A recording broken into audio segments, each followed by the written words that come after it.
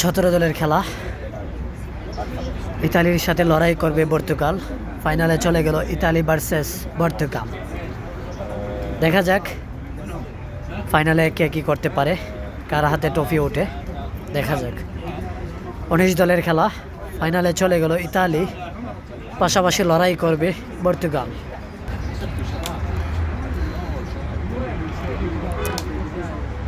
এটা হচ্ছে অস্ট্রেলিয়া দল, যেটা আজকে হেরেছে, এখন হেরেছে পর্তুগালের সাথে। পর্তুগাল জয় করে চলে গেল ফাইনালে। দেখা যাক পর্তুগালের সাথে লড়াই করবে ইতালি, পর্তুগালের সাথে লড়াই করবে ইতালি।